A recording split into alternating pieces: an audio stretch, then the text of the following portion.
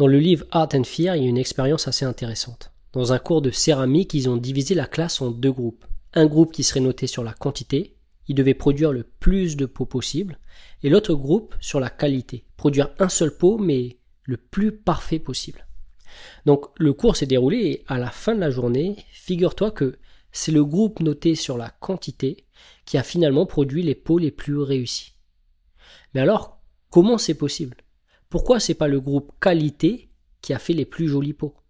Eh bien c'est simple, le groupe quantité, à force de répéter, d'expérimenter et de corriger leurs erreurs, ils ont eu une dizaine d'opportunités en plus de progresser, et ça a tout changé. Mais alors on peut se demander, est-ce que le perfectionnisme, ça sert vraiment à quelque chose ? Tu sais, quand on se lance dans un projet ou dans n'importe quoi, on a envie de réussir, on veut être doué, on veut faire de notre mieux.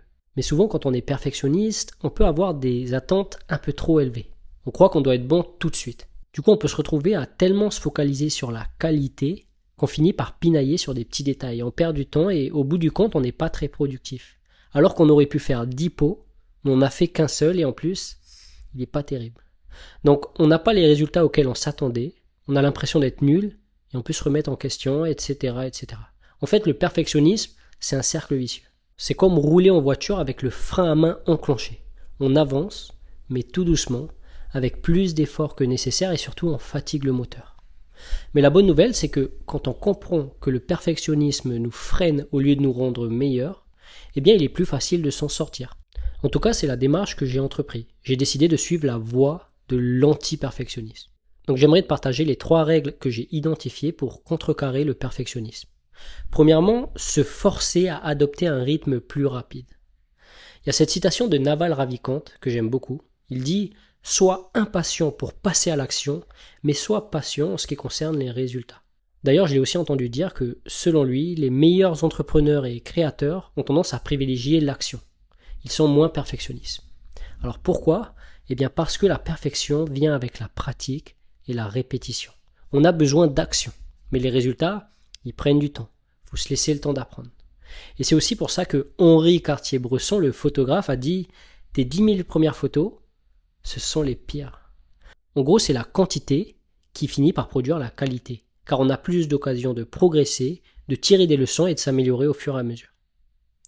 Alors, deuxième moyen pour contrecarrer le perfectionnisme, c'est de rechercher la satisfaction plutôt que la perfection. Tu sais, comme disait Voltaire, la perfection est l'ennemi du bien. Nous, on veut faire les choses bien. On veut être satisfait de ce qu'on fait. Mais on veut surtout agir et ne pas être freiné par la recherche de perfection. Car on a conscience que la perfection vient avec l'action, avec beaucoup d'action. Donc ce qu'on veut, c'est du momentum. On veut toujours être en mouvement.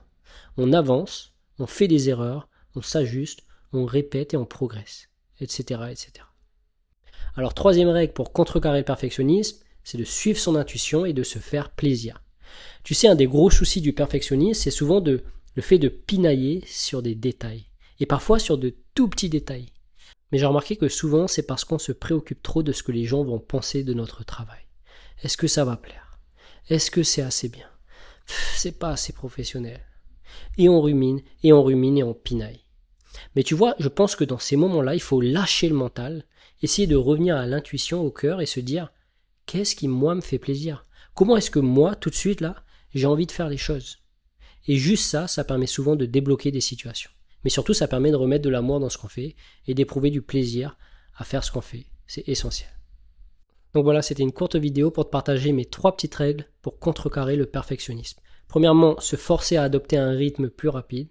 Deuxièmement, rechercher la satisfaction plutôt que la perfection. Et troisièmement, suivre son intuition et se faire plaisir. J'espère vraiment que ça t'a plu et que surtout que ça pourra t'aider à te libérer du perfectionnisme. Et si t'as aimé ma vidéo, pense s'il te plaît à me mettre un petit like. C'est une toute petite action de ta part, mais ça permet de faire beaucoup pour ma chaîne YouTube.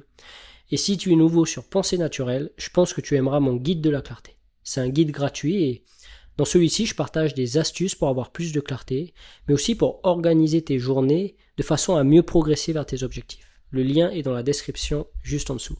En tout cas, je te souhaite une bonne journée, je te dis à bientôt.